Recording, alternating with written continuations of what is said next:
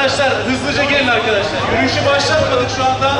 Düzeni sağlamak için uğraşıyoruz. Hızlıca gelin. Türkiye'nin bütün merkezi camilerinde kardeşlerimizin yanında olduğumuzu göstermek, büyük dönüş yürüyüşüne destek olduğumuzu göstermek için bir aradayız. Kahrolsun İsrail! Kahrolsun İsrail! Kahrolsun İsrail! Kahrolsun İsrail! Kahrolsun Amerika! Evet. Şu anda kardeşlerimiz Vakıf Camii'nden akın akın Fevzi Paşa Caddesi'ne iniyorlar. Muhtemelen arkamızdaki arkadaşlar bizim sesimizi duymuyor. Onun için en karşıdaki arkadaşlarımız bütün güçleriyle bağırıyorlar. İsrail! Allahu Ekber! İsrail! Kahrolsun! İsrail! Kahrolsun! İsrail! Kahrolsun! İsrail!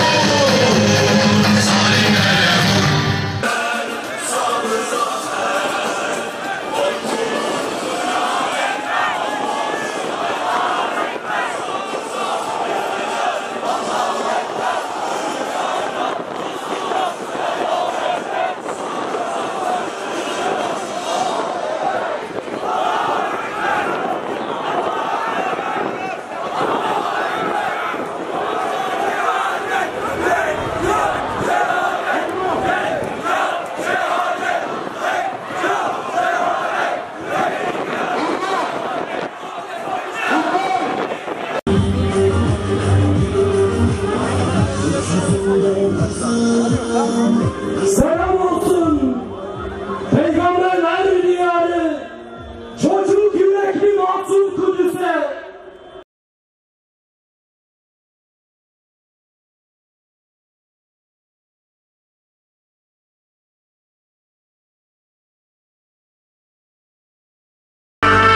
Bayraklarımızı dalgalandırıyoruz. Kudüs gönüllüleri, Kudüs sevdalıları, evlerinin bir odalarını, gönüllerini, yüreklerini, evlatlarını Kudüs'e adayanlar, Kudüs için yaşayanlar, bayraklarımızı dalgalandırıyoruz ve sözü Bülent Yıldırım abimize bırakıyoruz.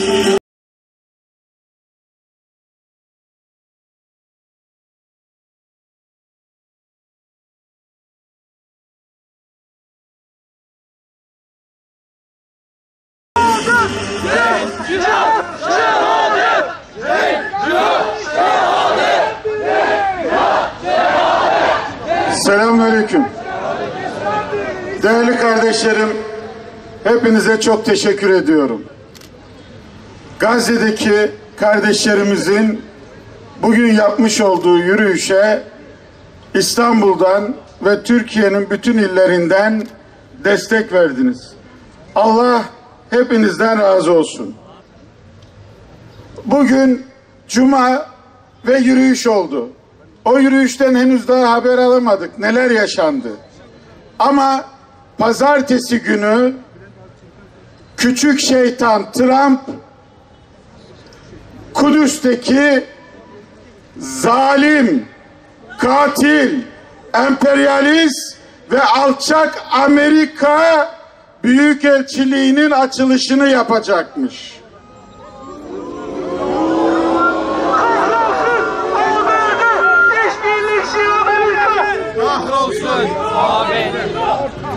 Amerika yalnız kalmış.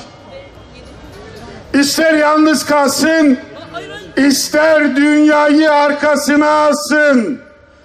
Biz Müslümanlar Kudüs'ün Müslümanların başkenti olduğunu biliyoruz, kabul ediyoruz. Bunun için de gerekirse malımızı ve canımızı da vermeye hazırız.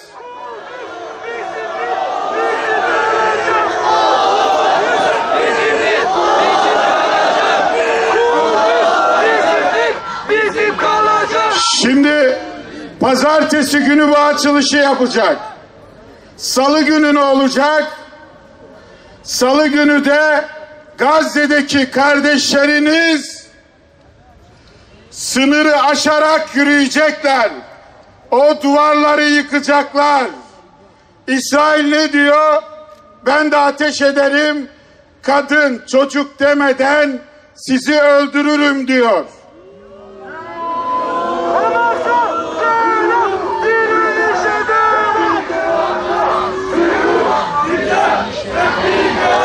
Onun için buradan sesleniyorum.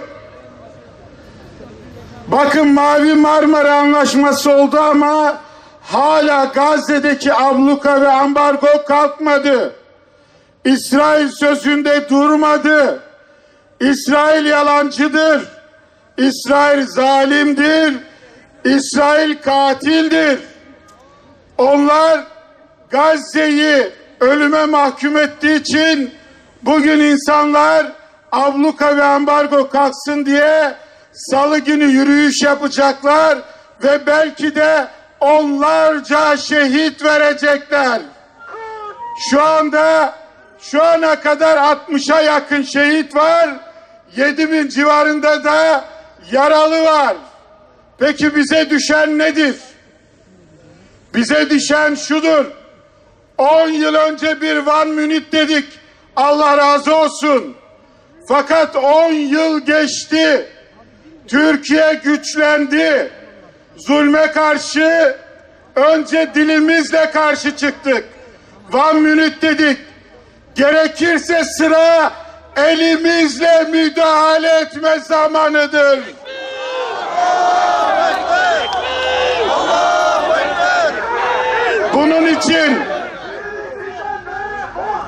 Bunun için ne yapacağız?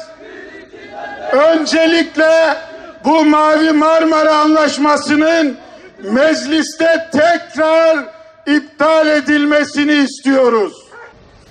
أيها الإخوة والأخوات يا من خرجتم نصرة للحق ولإخوانكم المظلومين في فلسطين الذين يعانون من جور وطغيان الاحتلال الصهيوني لقد وصلت رسالتكم التضامنية الرائعة بكل جلاء ووضوح للعدو والصديق على السواء. رسالتكم تقول إن قضية بيت المقدس وفلسطين ليست قضية 12 مليون فلسطيني فقط أو قضية 400 مليون عربي فحسب، بل هي قضية 1.5 مليار من المسلمين. إنها أمانة في أعناق أبناء هذه الأمة، بل إن بعدها الإنساني يتعدى ذلك ليشمل كل أحرار العالم الذين لا تسمح لهم فطرتهم السوية إلا أن يقفوا مع الحق ضد الباطل ومع المظلوم ضد الظالم. Değerli kardeşlerim, sizler bugün burada Filistin'de canlarını feda ederek sokaklara dökülen kardeşlerinizi yalnız bırakmadınız. Zalimlerin karşısında dik duranların yanında durmak için sokaklara döküldünüz. Siz buradan düşman Siyonist İsrail'e bir mesaj gönderdiniz. Ve eminim ki bugün sokaklara çıkan bütün Müslümanların mesajı Siyonist İsrail'e ulaşmıştır.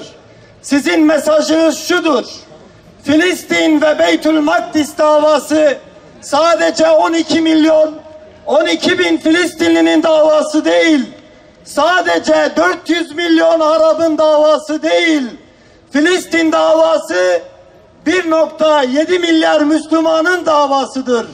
Filistin davası hakkın, adaletin yanında duran, mazlumun yanında saf tutan bütün özgür insanların davasıdır.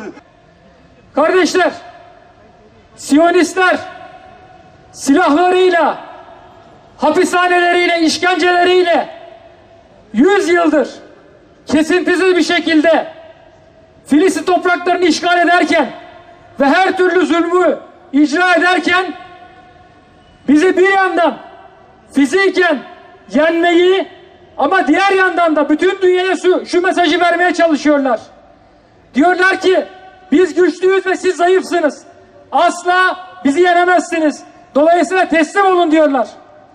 İçimizdeki yerli işbirlikçileriyle ve emperyalistlerden aldıkları destekle sadece fiziken bizi esir almaya değil, aynı zamanda bilinç olarak da ruhumuzu teslim olmaya çalışıyorlar. Biz buna direneceğiz inşallah.